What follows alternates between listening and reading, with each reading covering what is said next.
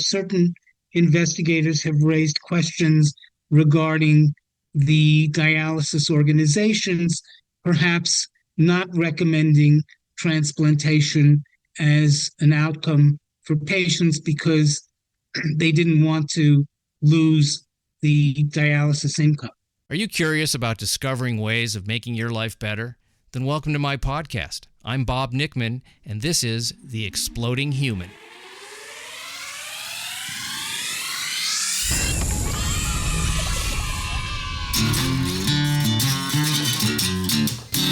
Listen in while I talk with all kinds of people in the fields of personal growth, health and healing, alternative therapies, psychology, spirituality, environment, and the future.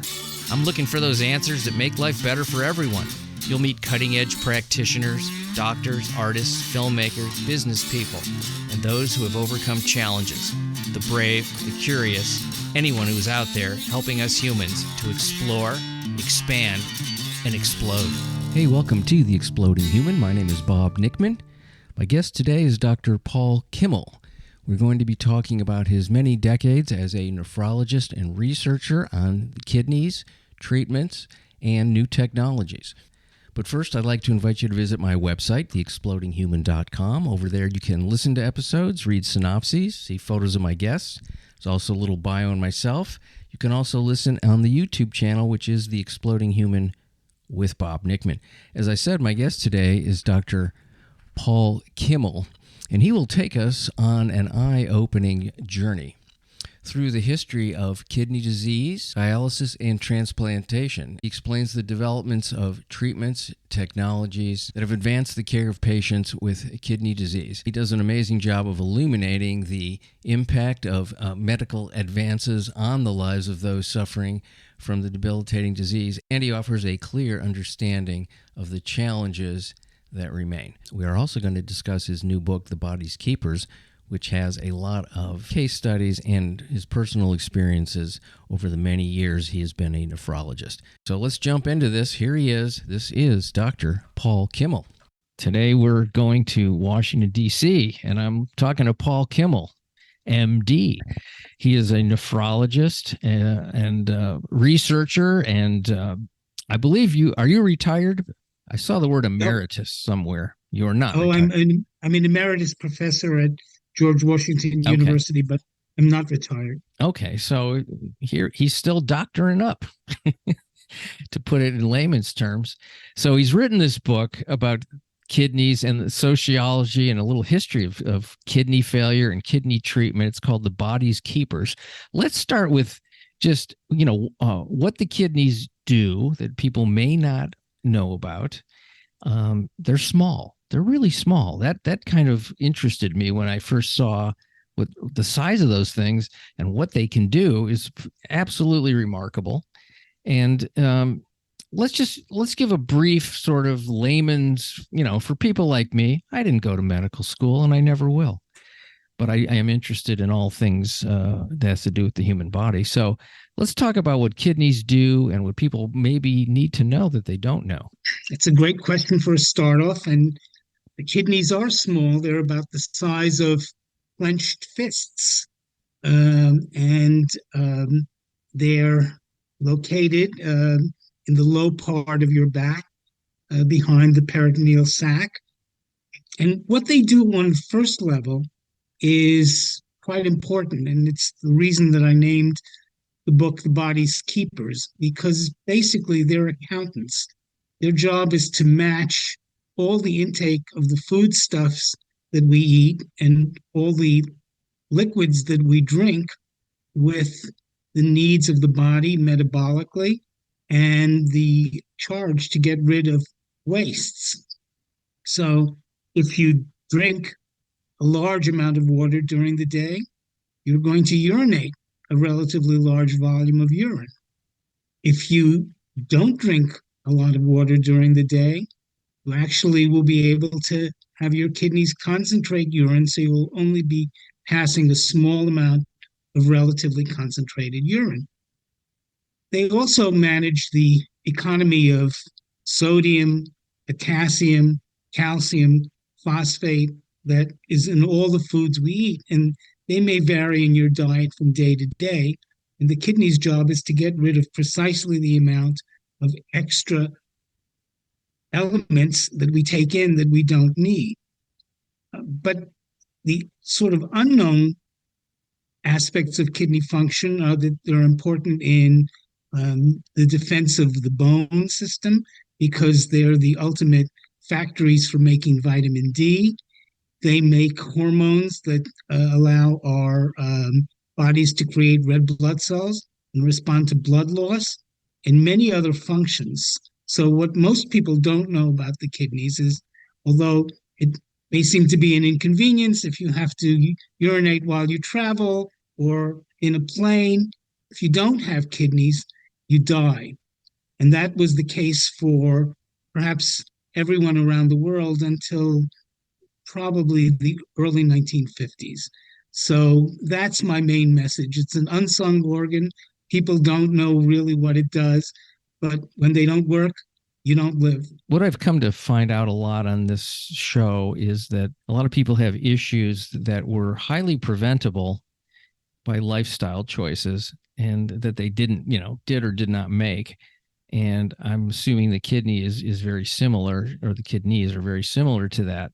What are the mistakes that a lot of people make in their lifestyle that really are harmful to the kidneys? The kidneys are the victims of poor lifestyle choices in many ways. Of course, it's important to find out about early signs of kidney disease because you might want to then work on issues of protecting the kidneys with high blood pressure medications, keeping your blood pressure within control, avoiding salty foods, and specific medications that physicians might want to recommend.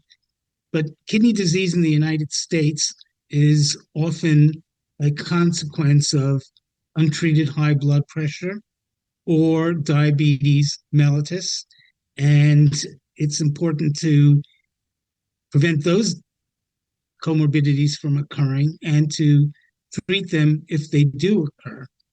In the global sense, kidney disease is often a problem with poor sanitation, exposure to parasites, and other issues besides high blood pressure and diabetes, which are more a factor of easy access to nutrients in the Western world.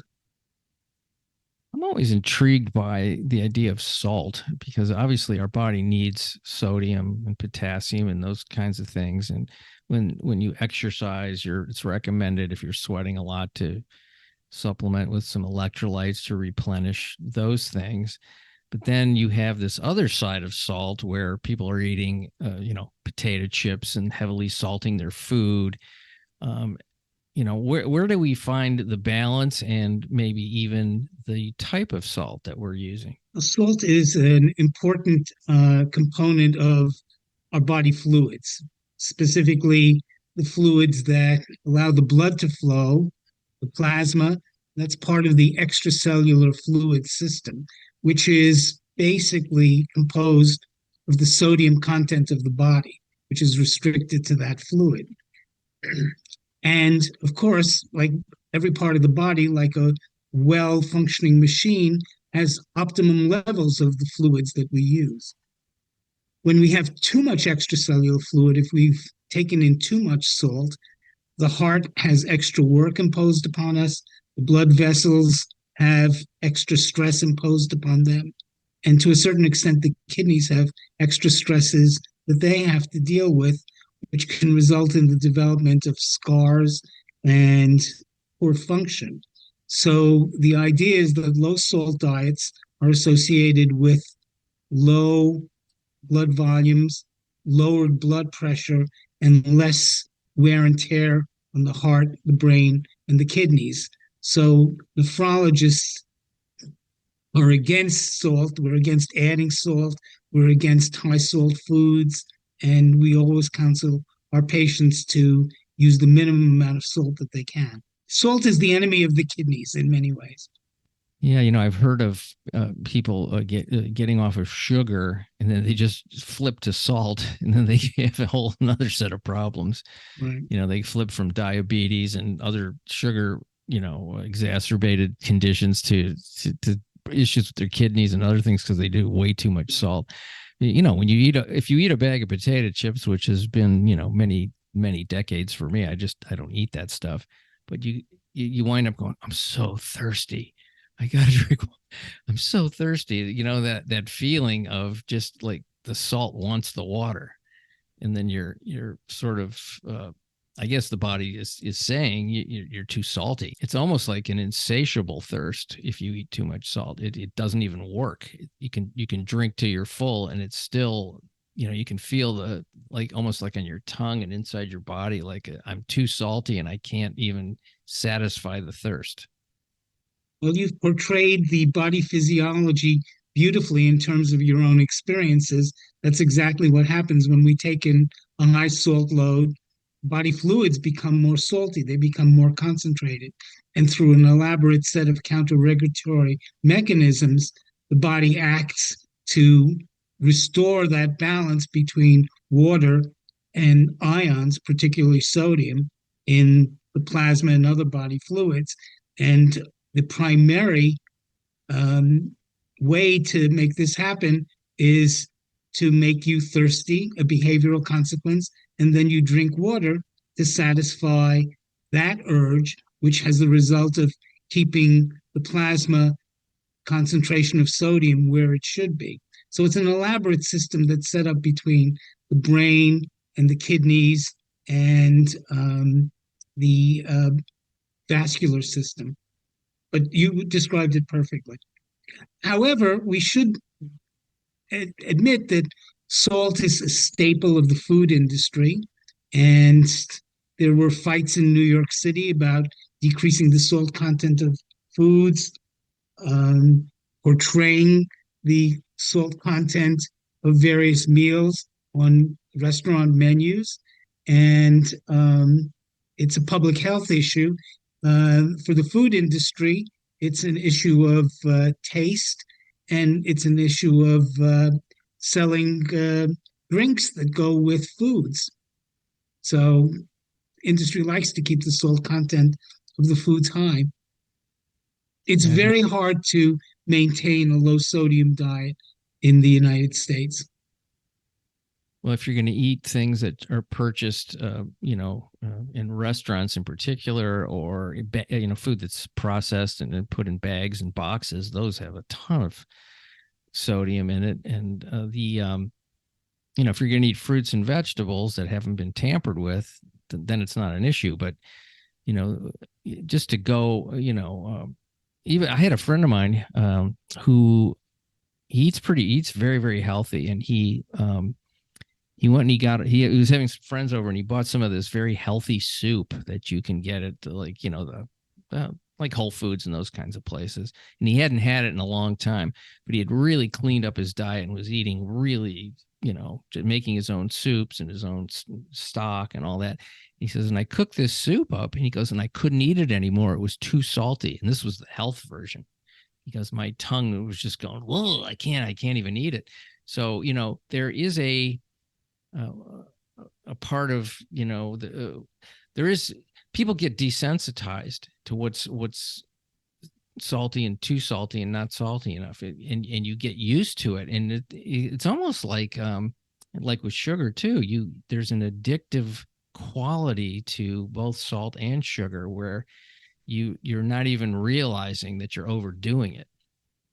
When people go on low salt diets, and that's described a little bit in my book for one of the patients. For many days, they may not be able to taste anything. And what happens after a while is your taste comes back.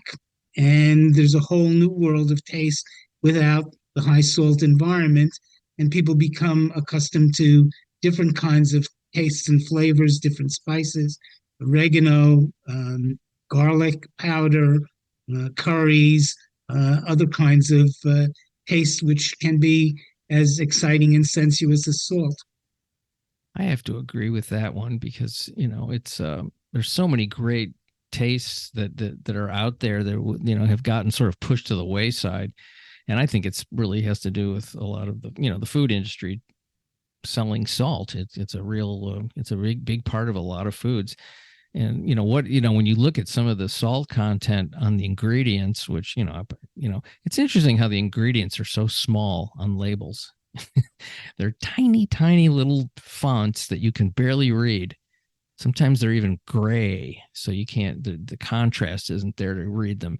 And, you know, I have to take a little magnifier sometimes, the one I have on my phone, so I can read the ingredients. Because I'm not super rigid about it, but I'm pretty curious as to see, to what am I putting in my body? And some of these things, and then it'll say the recommended daily allowance. It's, 100%, it's 300%. It's, I don't know who figures that recommendation out. It's not me.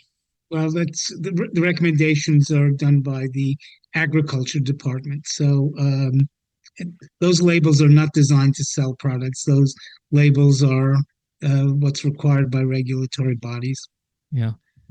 But, who knows how healthy those people are and what they really understand about, optimal health. I want to talk about, now that let's get into your book a little bit, because there was something that was very intriguing to me, the disparity in treatment, and particularly with kidney transplants. If people, get to that stage in their disease, their kidney disease, and they need a transplant, and you are really aware and knowledgeable and an advocate for equality in access to those kinds of treatments. What happened? Well, first let's tell us what it's actually like for somebody who may not have access, and why, and how do we change that? Well, that's a major message of the book, and thank you for bringing that up. In the United States, roughly 100,000 people will start end-stage renal disease care, which signifies that the physician has said that the person's kidneys are no longer able to sustain life. And there's a waiting list of kidney transplant patients, which is fairly predictable year over year, which is about 100,000 people waiting for a kidney. Transplantation has been a technology available to people with kidney failure since really about 1954, and it's advanced in several stages over the 50s, 60s, and 70s, and then in the 80s, the 90s, the aughts, and the teens, because of better immunosuppressive drugs. But I remember very clearly when I was a younger nephrologist reading a paper in the New England Journal in a bar in Washington, D.C., waiting to go to a movie, when I read a startling article that suggested that African American patients were underrepresented in the transplant population, that they had been left behind on dialysis. Turns out, with years of research, we've discovered over the last 15 years that African Americans have genetic variants which perhaps rose in the African continent to be able to modify susceptibility to an infectious disease, African sleeping sickness, that while having a beneficial effect in the infectious disease, has long-term poor outcomes for patients in increasing their risk to develop kidney disease as adults. So that particular genetic scenario, the genetic environment scenario, is similar to sickle cell disease, where the sickle cell trait, one copy of the sickle cell gene, is protective against several forms of malaria, but two copies of the sickle cell gene result in a terrible, deadly disease.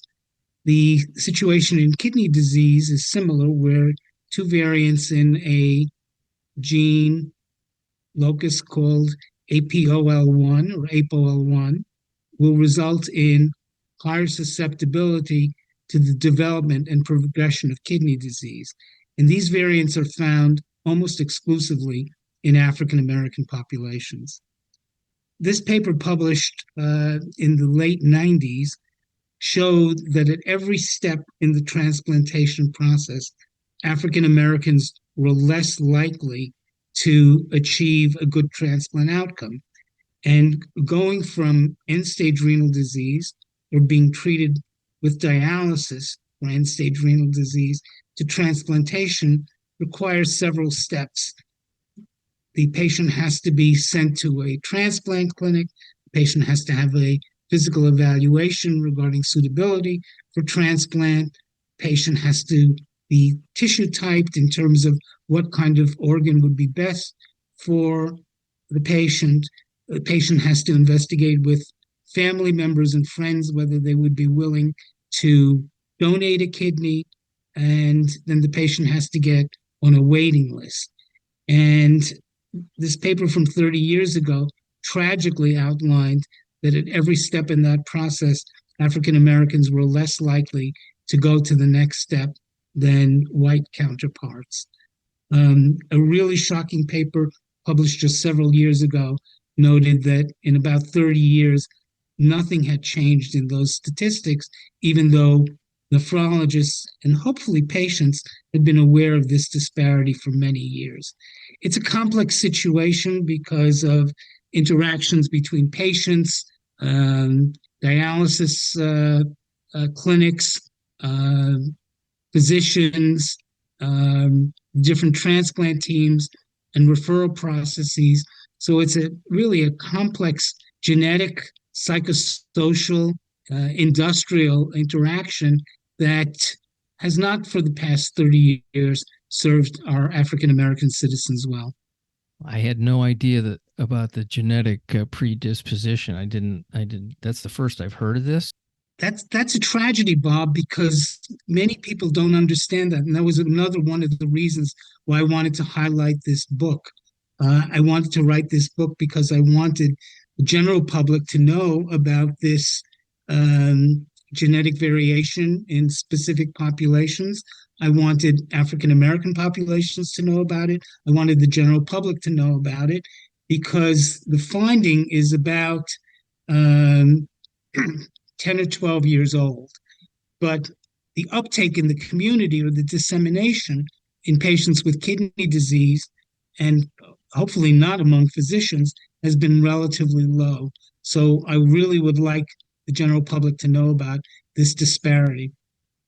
Yeah, it's amazing because everybody knows about sickle cell. You know, they know that. Right. It's a thing. You know, people know about it. I've known about it forever. I had no idea that there was that was the situation.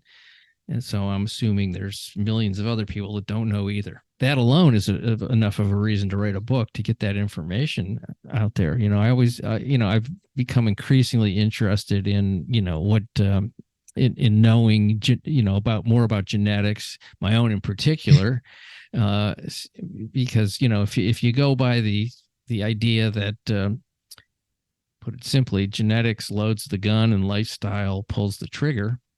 Don't you want to know what's loaded in your gun before you move through the world? If you know that you're somebody, in this case, has a predisposition to getting a kidney disease, that's something valuable to know right out of the gate, and changing or creating a lifestyle that those things may not have to happen at all. I think the whole, I don't know what's going on in the world, particularly with kidneys and genetics, but, certainly a lot of the other diseases and things that are going on, it's starting to get more, maybe just because I've become more interested in it, but it seems like a lot of doctors are starting to realize that, that's an important thing to know about. I hear about people getting tested for genetics after they've been diagnosed with something. Let's find out where this came from and what parent and what. It's like, wouldn't that be better to know ahead of time? Your points are very well taken.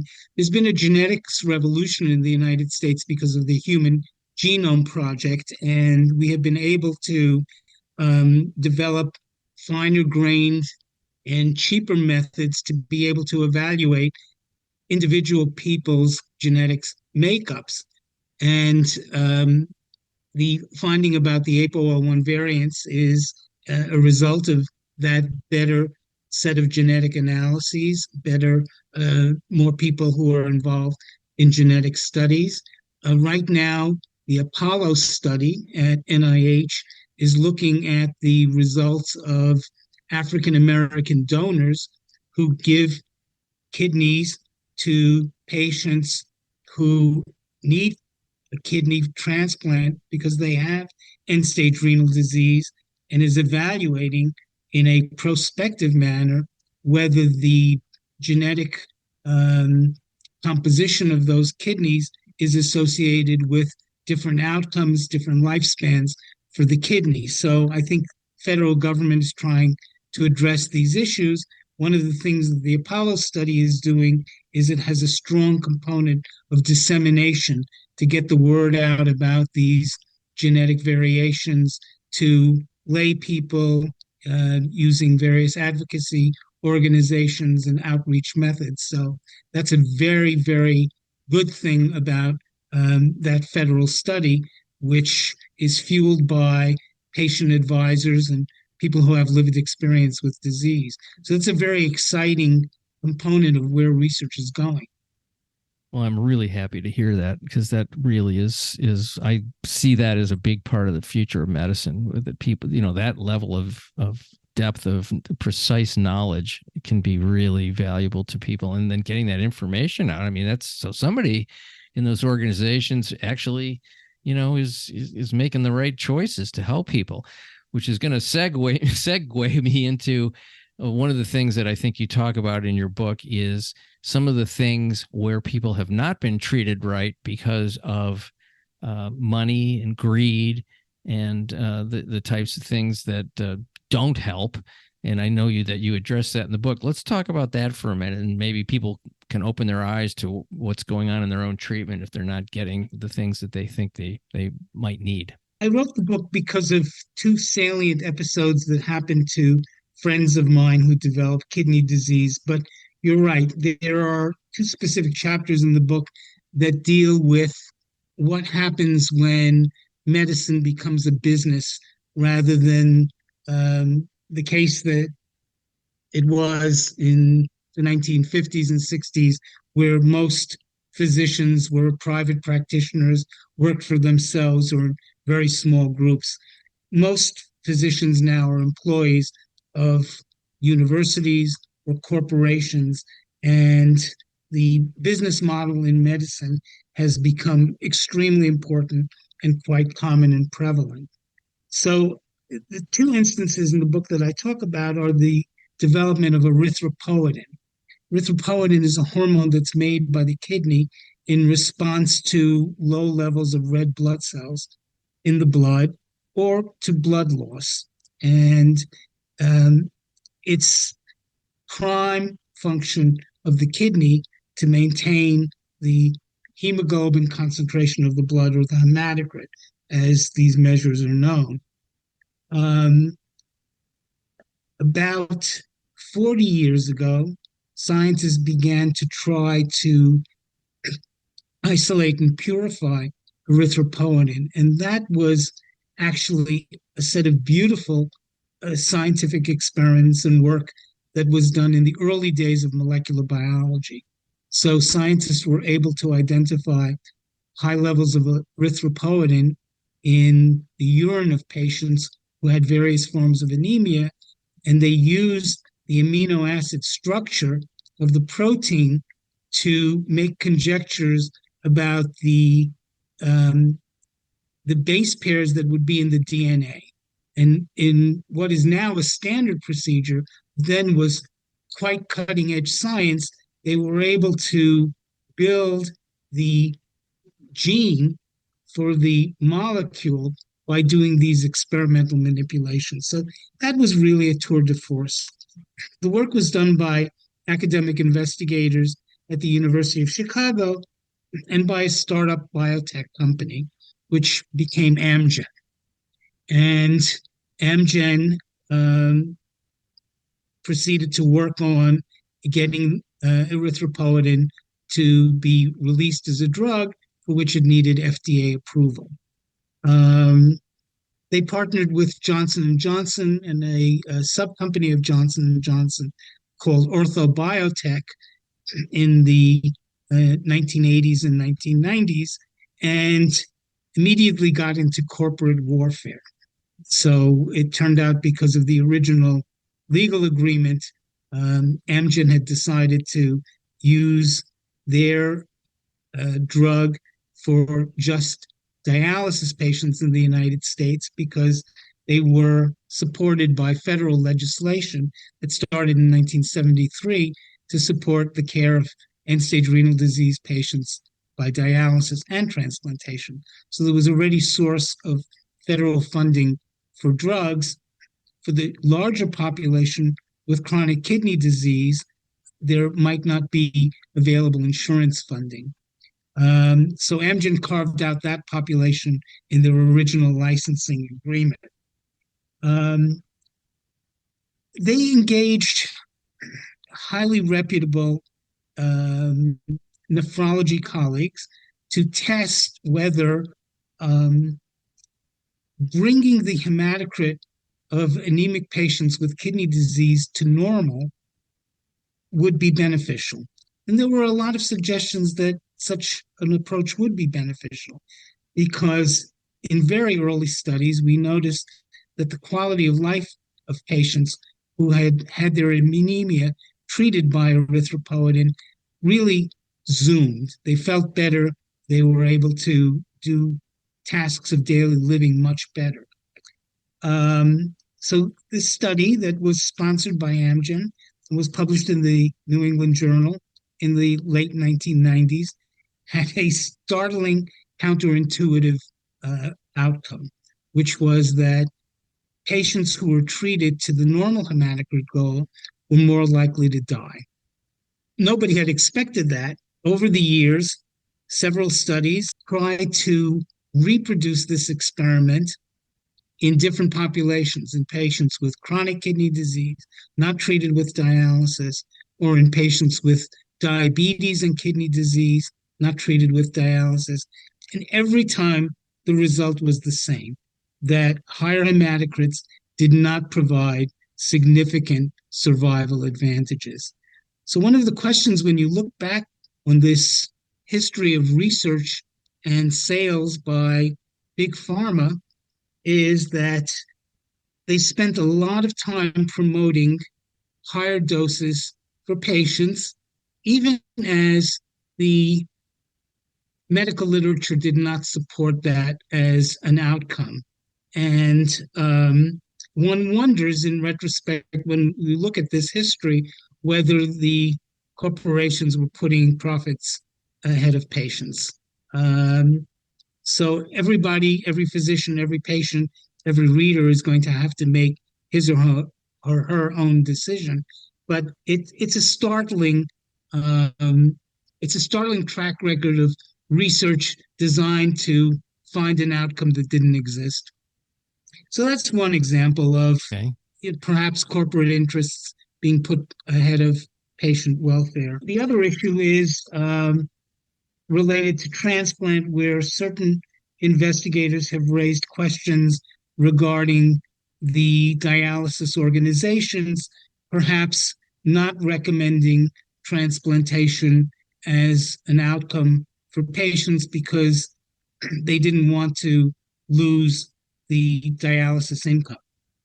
So there's a very long chapter about the development of dialysis corporations in the United States, where it went from the early days of being mom and pop shops very quickly to large organizations that put groups of dialysis units together under big corporate rings. The result is that in the United States now, the overwhelming majority of patients treated with dialysis fall under the purview of two large dialysis organizations, Fresenius and DaVita, and their are concerns regarding corporate profits versus patient welfare. You asked a little bit about patients being able to be treated according to their own schedules, and a dialysis center has rather strict scheduling requirements where patients are treated for, say, the typical prescription would be 4 hours, 3 times a week. If a patient might need more dialysis, that often isn't available within a structure where you have 3 shifts over 12 or 13 hours, and you have a staff which is not going to be paid overtime. You have a clinic that's going to have set start times and set end times, and there may not be the flexibility to care for people, for patients, in a patient-centered way.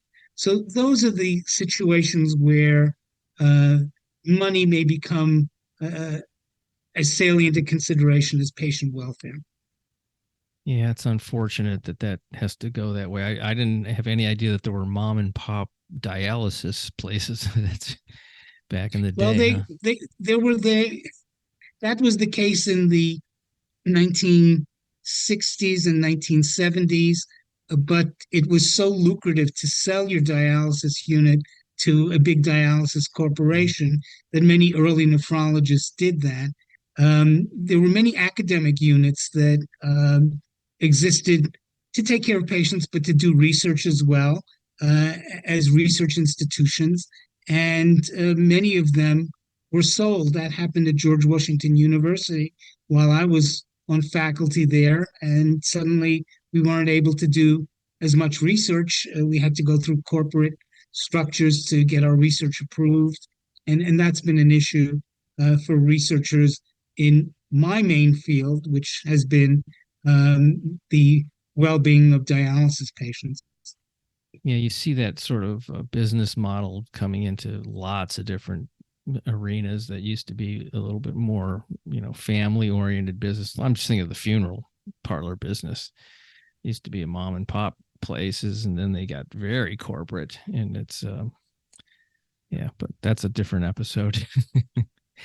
And that's why your friends might be having problems finding a primary doctor, because right now they're all working under sort of corporate uh,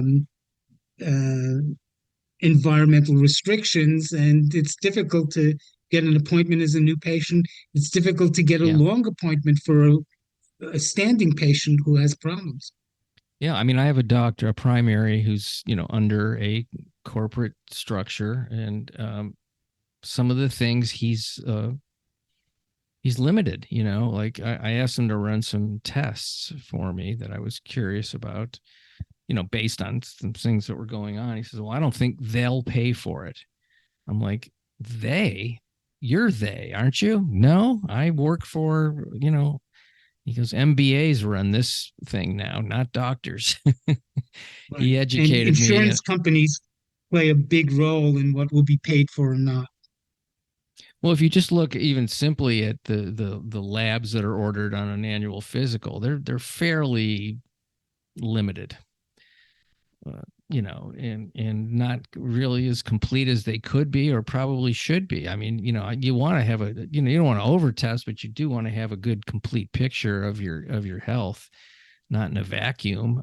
And it's almost like, well, if these first set of tests show numbers out of range, then maybe we'll go a little further. But if that doesn't happen, we don't care about the rest of the tests, even though those might give you the information you might need. So Well, I'm that's why learning you about have all to have this. good communication with a caring doctor who listens. So good luck. Well, I do have a doctor like that, and he'll tell me what he's up against, and he goes, "I'll try. Let's see what happens." And sometimes it's as simple as getting enough of a diagnosis to do a referral to another doctor who can do more. So it's a little bit of a game that they have to play with the corporate structure. Uh, it's unfortunate, you want to be able to get the full picture. So I feel for doctors that want to do the right thing and are hamstrung by some of the monetary limitations that are put on them by the corporations and insurance companies. I understand it in terms of the bottom line, but I don't think human health really is about the bottom line. But apparently, it should be about the bottom line, but it's not. It's not done in the way that I would like to see. And, when I was a kid, my doctor used to come to my house and he was like a family friend. And I was like, that it's almost unheard of now for something like that. I guess I figured out you're older than 30. Yes, a little bit. I'm sneaking up on 70 early next year. I'm pretty happy about it.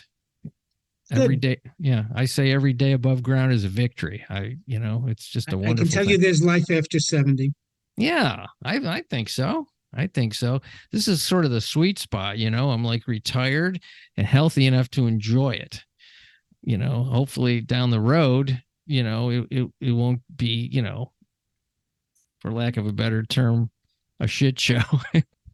So let's talk about your book again and where people can get it. I think you've done some important work here, and I understand there's a lot of case studies in there, which I love case studies, because when I can see the concrete sort of, what happened with this particular person, then I really can hook into what the issues are. So there's a lot of case studies, listeners, in Paul's book. And let's plug the book, the name, and I'm sure people can get it anywhere on Amazon, et cetera. But let's say the name and find out what. Okay. When I look back on the book, and the book is The Body's Keepers, its publication date will be February 13th, 2024. And you can find it at Amazon, Target, Barnes and Noble. You can find it right now by searching The Body's Keepers on the internet.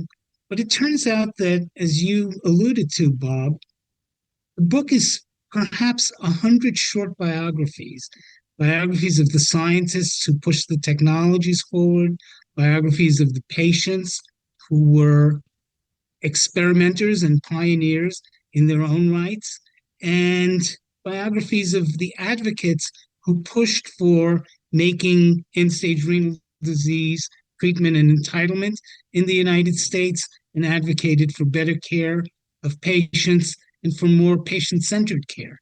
So I think you can think of it as many biographies and many case studies. There are case studies of young people who developed kidney disease very early, pediatric patients, and who have transitioned well into adulthood with functioning kidney transplants. So there's a great deal of emphasis on how children transition to adulthood with life with kidney failure. And there are good stories about adults who've donated kidneys, adults who've received kidneys, and how it changed their lives. So thanks for asking about that. Yeah, it sounds like there's a lot of hope in there, and that's always a good thing. Are we looking at some new technologies and advances that are looking really promising? I know stem cells are part of a lot of things going on. I don't know if that's a thing. Artificial organs. I don't know what's going on. I'm just throwing stuff out there and see what you might be able to tell me. There's a very exciting development. So I started my career in nephrology at the end of the 1970s. And people have been interested in xenotransplantation, or the idea of taking organs from animals and bioengineering them in some way so that they could be acceptable as transplant organs for people with kidney failure. And I've watched this field, say, from 1979 to 2021. And 2 years ago, there was a breakthrough in that biotech corporations had developed pigs that had genetics that were relatively more compatible with humans, and surgeons had used um, deceased donor patients or brain dead patients to allow an implantation of a xeno transplant kidney, pig kidney, into body to assess its workings. So there's some very exciting developments over the last 2 years. And there's some interesting research that's going on. FDA is very interested in pushing this research forward under the most ethical and safe procedures.